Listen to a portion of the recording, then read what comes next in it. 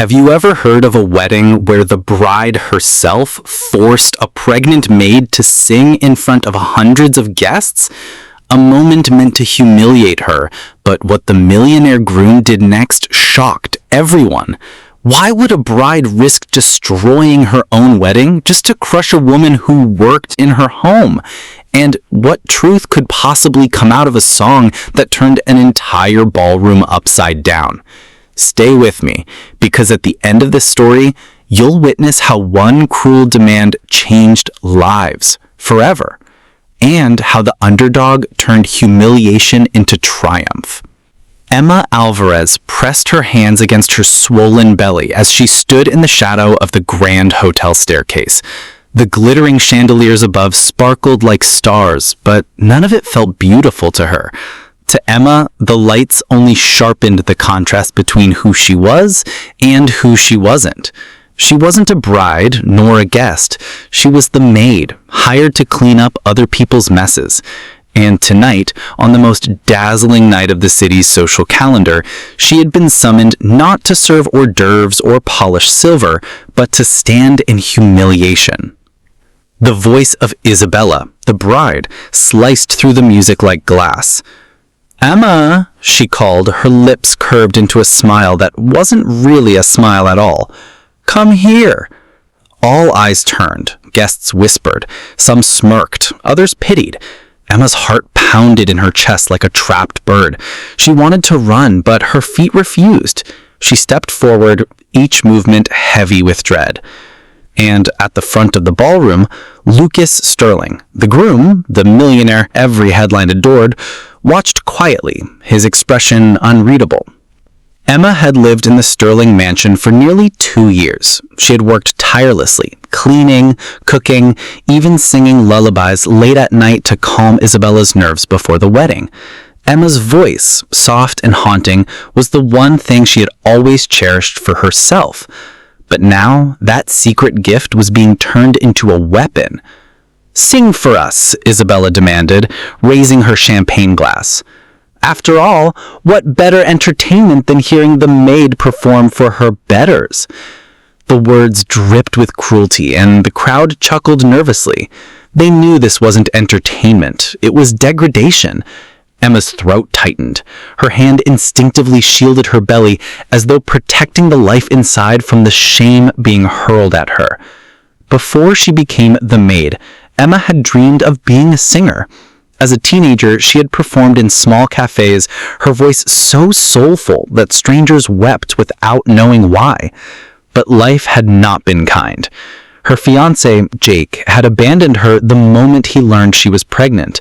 With nowhere to go, Emma took the only work she could find, cleaning rooms in the very mansion where Isabella lived like royalty.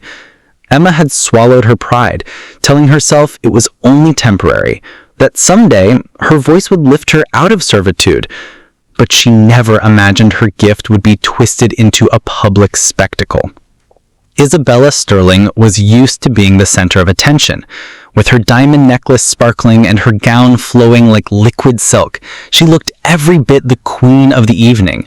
But deep inside, she carried an insecurity that burned like acid. She had once overheard Lucas praising Emma's singing while she worked in the gardens. It was just a passing comment, but to Isabella, it felt like betrayal. How dare her future husband admire the maid? And so tonight, in front of everyone, Isabella would crush Emma's spirit once and for all. "Sing, girl," someone shouted, emboldened by champagne. A murmur of agreement rippled through the crowd. Emma's face burned red. The weight of 100 stairs pressed down on her, and for a fleeting second, she wished she could vanish into the marble floor. Her voice trembled as she whispered, "Please, don't make me." But Isabella's eyes glittered with triumph. "Oh, but I insist," she said sweetly, venom hiding behind the tone.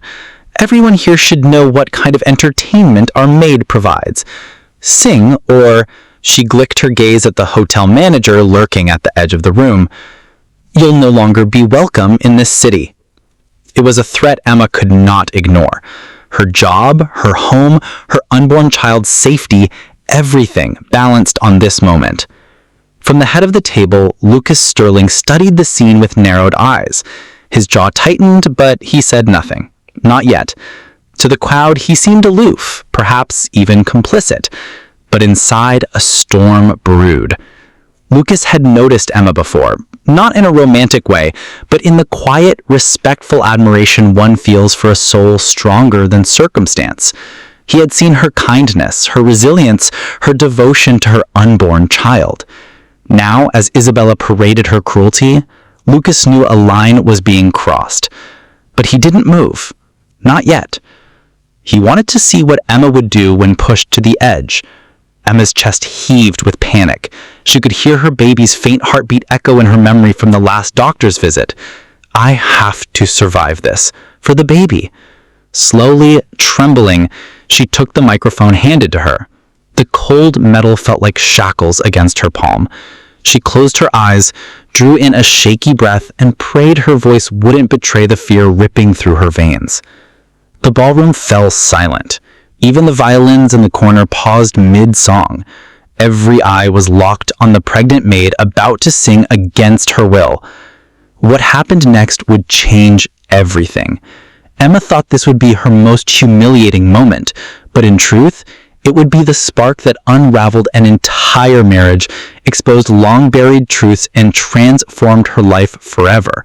And it all began with a single note. Emma's lips trembled as she brought the microphone closer. For a moment, her voice caught in her throat, dry and fragile from fear. She glanced around. Hundreds of faces, some expectant, some mocking, and one pair, Lucas Sterling's, watching her with an intensity that almost unnerved her more than Isabella's cruelty. She shut her eyes. In the darkness behind her eyelids, she imagined a safe place, her unborn child resting peacefully, her mother's memory urging her not to give up, the sound of her own voice echoing in empty cafes years ago when she still believed in herself. And then, soft as a whisper, the first note left her lips. The ballroom hushed. It wasn't what anyone expected. Instead of a broken, hesitant sound, Emma's voice was pure, trembling at first, but undeniably beautiful. A ripple went through the guests. Murmurs rose. Is this really the maid? She's incredible. I thought this was supposed to be funny. Emma sang not for Isabella, not for Lucas, not for the crowd, but for herself, for the child she carried, for the girl she used to be. Every note carried years of pain and longing, but also hope. Hope that life could be more than scrubbing floors and swallowing shame. At the head table, Isabella's painted smile faltered. This wasn't how it was supposed to go. The maid was supposed to sound weak, pathetic, a joke that guests would laugh about for years. Instead, they were leaning forward, captivated. Some even lifted their phones, recording. The humiliation Isabella intended was unraveling before her eyes. Her knuckles whitened around her champagne glass. Enough, she muttered under her breath. But Emma's voice soared higher, carrying across the ballroom like light breaking through storm clouds. Lucas's jaw slackened ever so slightly. He had expected Emma to be terrified, maybe even to crumble. But the sound filling the room wasn't fear. It was defiance disguised as melody. For a brief second, pride flickered in his chest. Pride in her. Not because she worked for him, not because she was Isabella's target, but because, against impossible odds, she had chosen not to be broken. But as the song reached its peak, a cramp twisted inside Emma's abdomen. Her breath hitched. Panic jolted through her. Not now. Not in front of them all. Her hand instinctively pressed against her stomach. A murmur swept through the room. The guests noticed. Isabella smirked, sensing weakness again. "Look at her," Isabella's voice rang out. "A maid, pregnant, and now putting on airs as if she belongs on a stage." Laughter scattered among some guests. Emma's face flushed hot with shame. She stumbled on the next note, her voice breaking. The cruel chuckles echoed in her ears, threatening to drown out everything else. Tears blurred her vision. The humiliation Isabella wanted was finally here. The microphone screeched as it was suddenly lowered. Emma blinked in surprise. Lucas was standing beside her. His tall frame shielded her from the crowd. "That's enough," his voice cut sharply across the room. The ballroom froze. The laughter died instantly. Lucas turned, his gaze like steel, sweeping over the guests before settling on his bride. "You invited this woman into our wedding as a servant, and then you forced her to perform for your amusement. Do you know what I heard?" No one dared breathe. "I heard more truth in her voice than in all the speeches made tonight." Gasps rippled through the room. Isabella's face drained of color. Emma couldn't bear it. Not the stares, not the whispers, not the unexpected defense from the very man she thought complicit. Her body trembled with adrenaline and shame. She shoved the microphone into Lucas's hand and fled.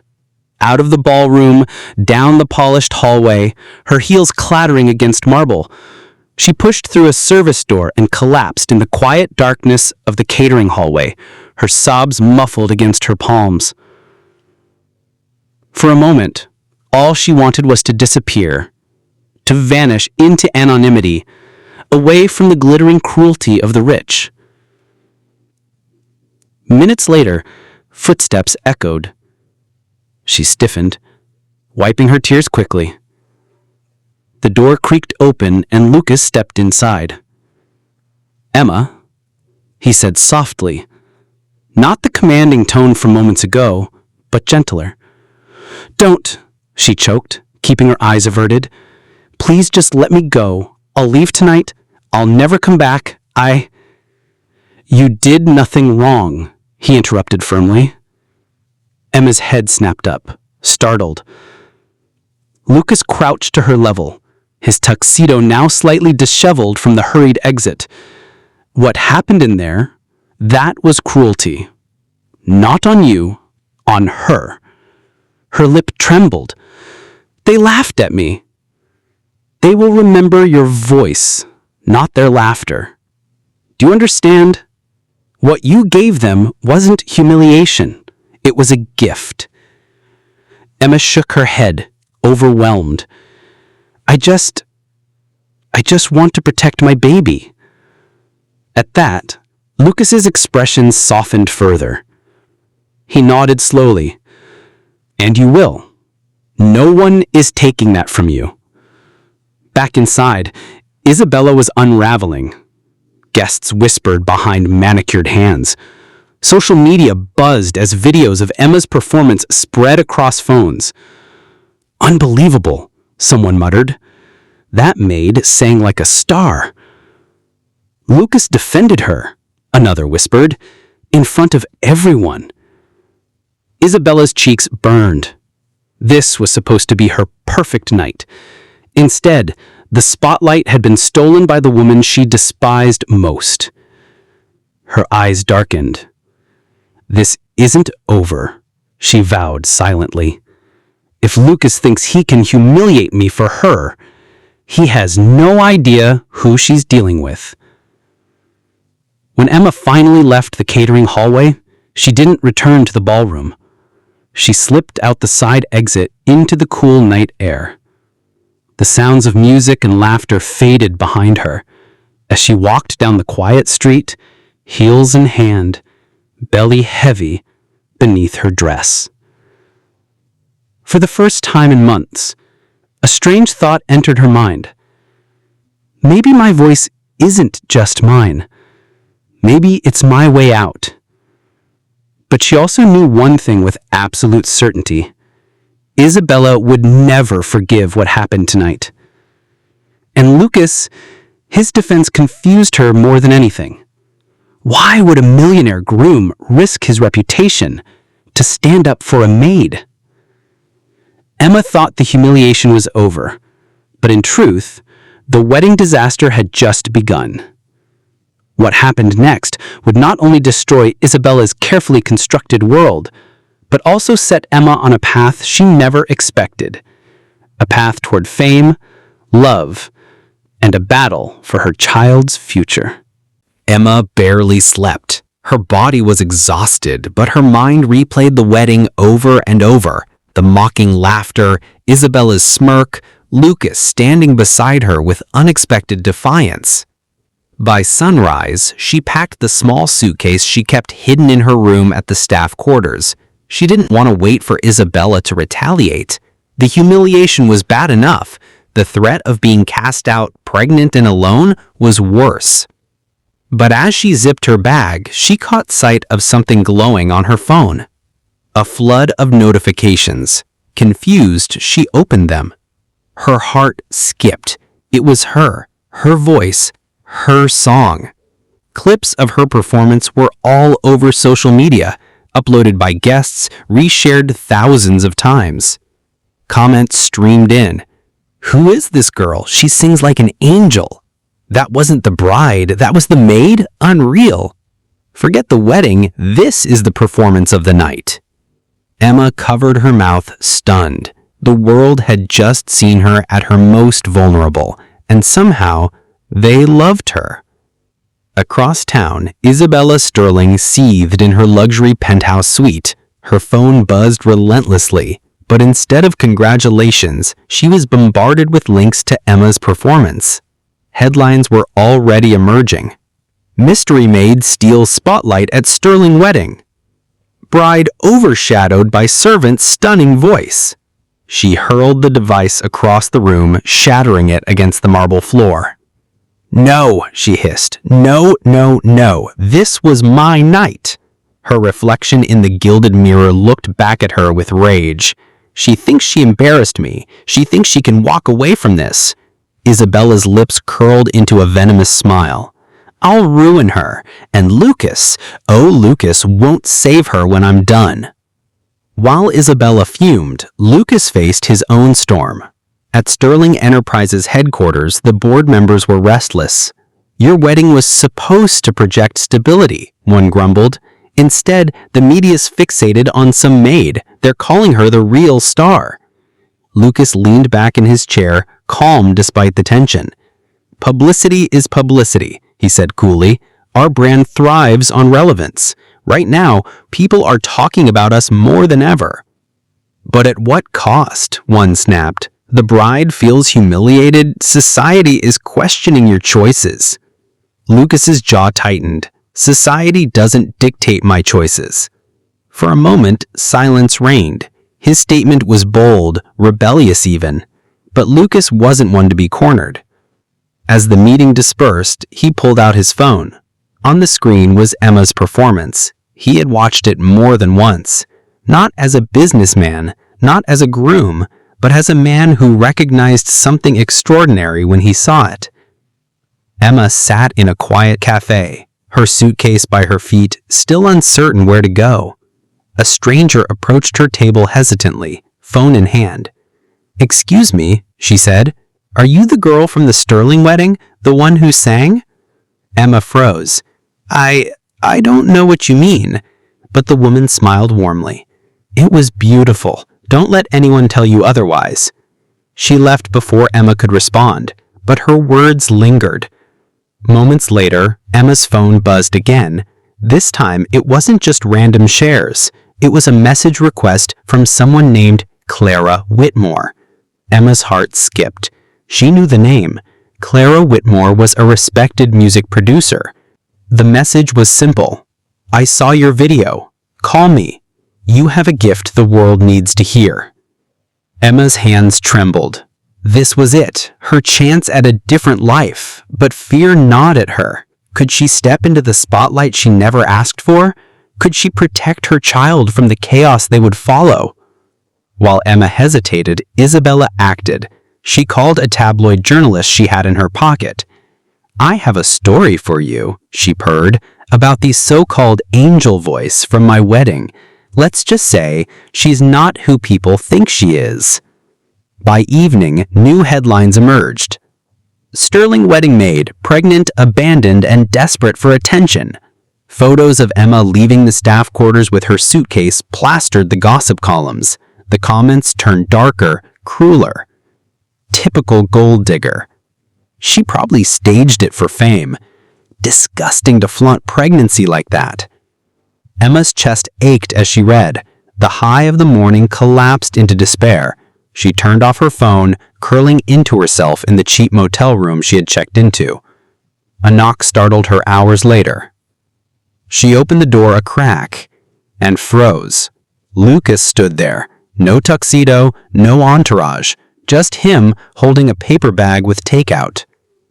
"Thought you could use a meal," he said simply. She hesitated.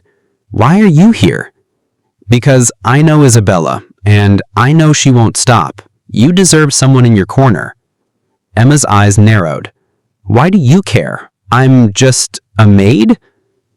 Lucas met her gaze steadily. "No, you're the woman who silenced a ballroom full of cynics. That takes more strength than half the people I know." For a moment, Emma didn't know what to say. She let him in. As they ate in silence, something unspoken hung in the air, a fragile thread of trust beginning to weave between them. Emma thought her humiliation was complete, but Isabella was only getting started. With the tabloids twisting the truth and Clara Whitmore offering a chance to fame, Emma stood at a crossroads, hide from the world or step into it. And Lucas, he was about to make a decision that would tie his fate to hers in ways no one saw coming. Emma stared at Clara Whitmore's message for hours before finally gathering the courage to dial the number. "Emma," a confident, warm voice answered. "Clara Whitmore.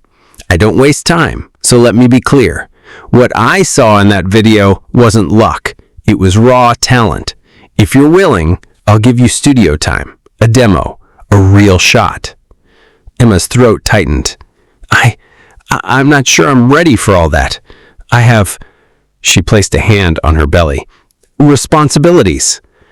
Clara paused, then said softly, "Every great artist carries something that shapes their voice. For you, it's this child, this struggle. Don't hide from it. Let it fuel you." Emma closed her eyes. For the first time, someone wasn't mocking her pregnancy. They were telling her it gave her power. "I'll do it," she whispered. Across town, Isabella's fury only deepened. The tabloids she had fed twisted Emma's story daily. Sterling's stray maid from nursery to nightclub? Secret affairs and shattered vows. Who is Emma really? But instead of destroying Emma, the scandal fed curiosity. People wanted to hear the girl behind the rumors. Her online following grew. Each cruel article only amplified her visibility. Isabella slammed her laptop shut. They're supposed to hate her, not idolize her. Her assistant tried to soothe her. "Maybe it will fade." "It won't," Isabella snapped. "Not unless I end it myself." Clara's studio was small, but buzzing with energy. Emma stepped inside nervously, greeted by walls lined with gold records. "Don't think about the plaques," Clara said with a smile. "Think about the microphone. It's no different than the one you held at the wedding." She swallowed hard. "Except now the world is listening." "Good. Give them something they'll never forget." When Emma began to sing, the room hushed. Her voice poured into the mic, filled with the pain of betrayal, the weight of motherhood, and the faint spark of hope she clung to. Engineers exchanged wide-eyed looks. Only Clara smiled knowingly. "That's it," she whispered. "That's the sound people will pay to hear." Unbeknownst to Emma, Lucas had quietly arranged for her safety. He instructed private security to shadow her, not obtrusively, but enough to ensure Isabella's schemes didn't turn violent. At board meetings, when the conversation drifted toward the scandal, Lucas cut it short. "Focus on numbers, not gossip," he ordered. His authority silenced dissent, though whispers persisted. Late at night, he'd replay Emma's studio recordings Clara occasionally shared with him. He told himself it was simple curiosity, but the truth was harder to ignore. Her voice moved him in ways wealth and power never could. Weeks later, Clara released Emma's demo online. Within 24 hours, it went viral. Her song, raw and unpolished, shot through streaming platforms. Reaction videos flooded YouTube. "She sings like she's lived 1,000 lives. I cried. I don't even know why. This is what music is supposed to be." Emma watched the numbers climb in disbelief. From a maid forced to sing for mockery, she was now trending worldwide. But fame came with a price. Paparazzi camped outside her motel. Headlines speculated about her unborn child's father.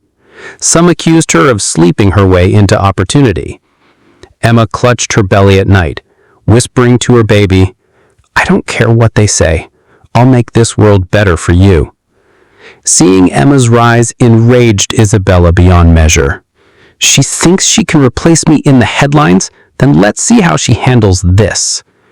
Isabella leaked forged proof of an affair. Fake photos of Emma with a shadowed man, rumors that Lucas himself was the father. The gossip industry exploded. For days, Emma couldn't step outside without being hounded. Lucas confronted Isabella at their penthouse.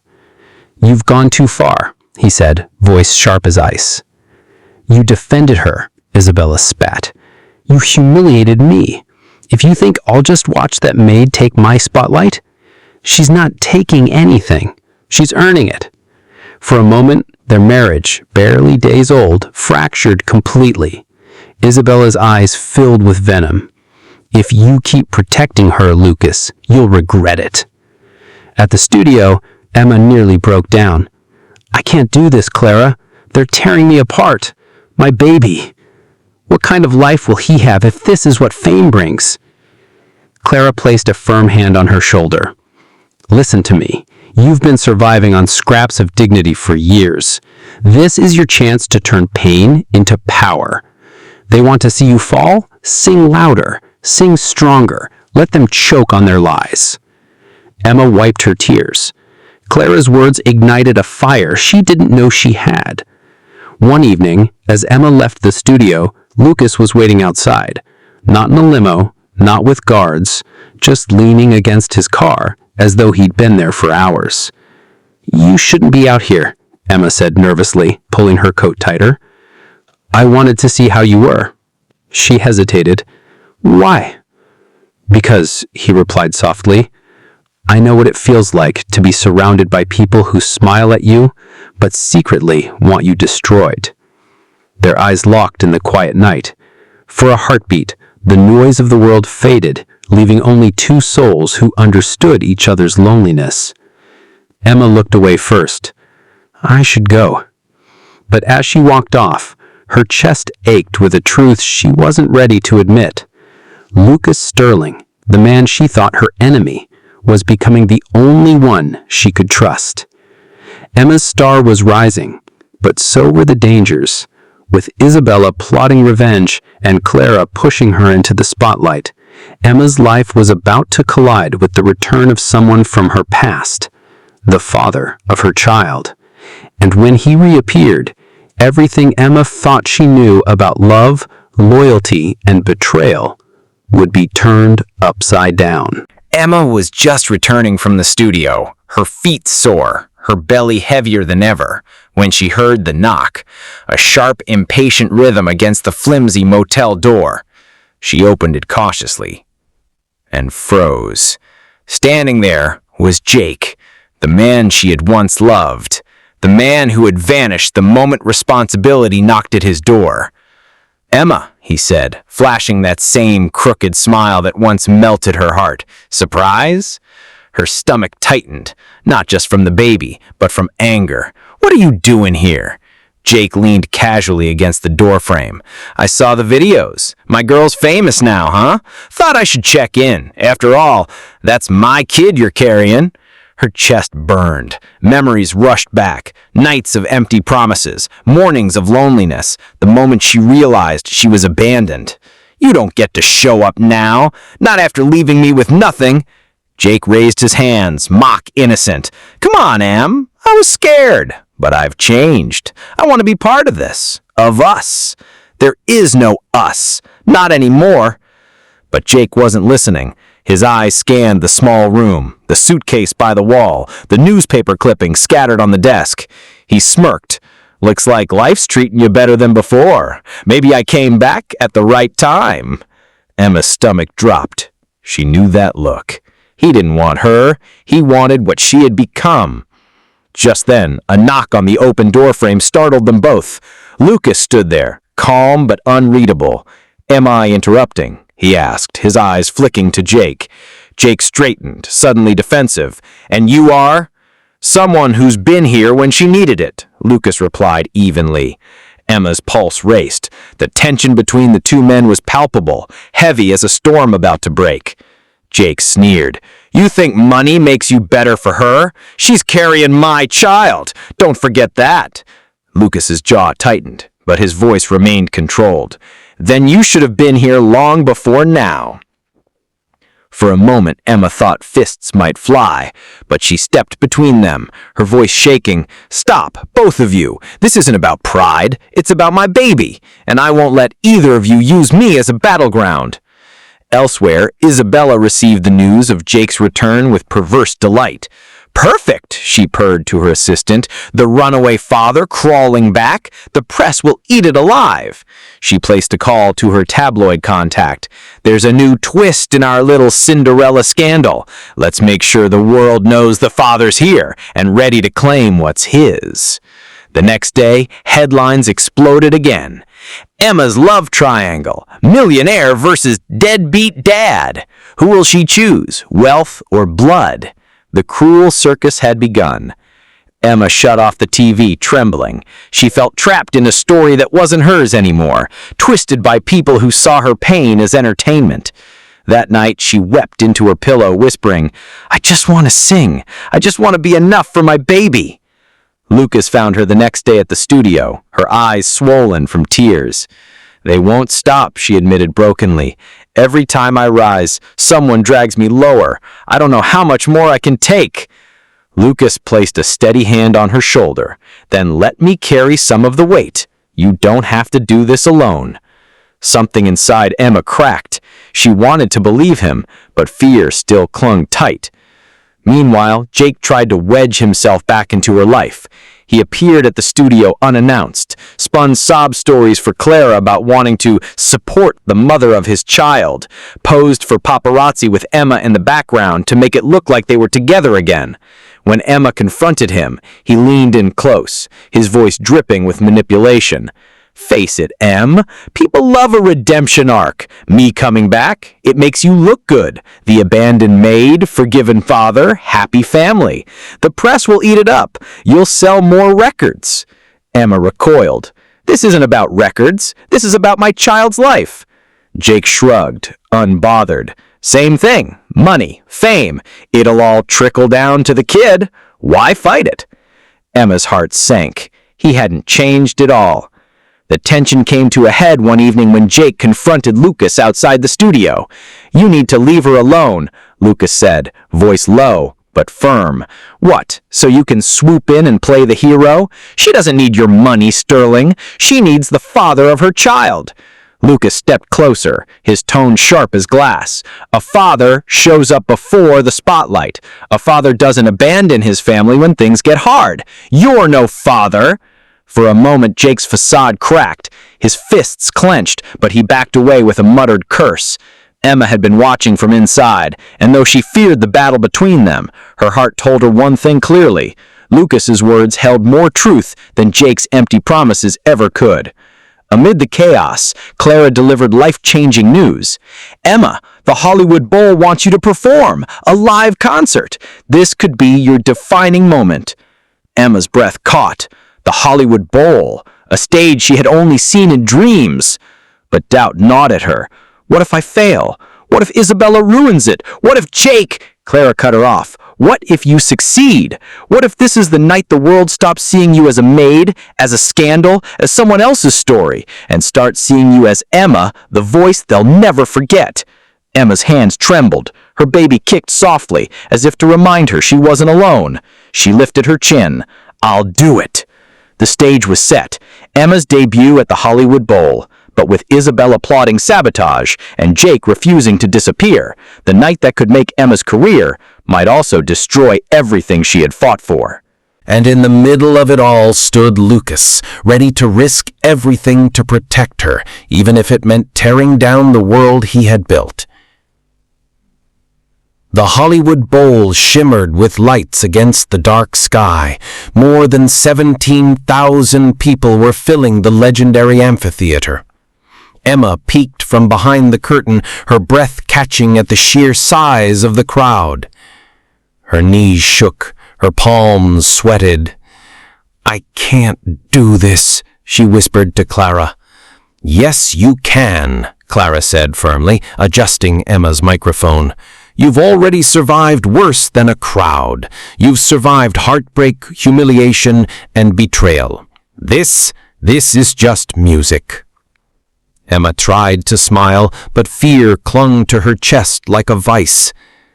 Backstage, Richard found her pacing, Lily in his arms. He offered the baby with a gentle grin. Someone wanted to wish Mommy good luck.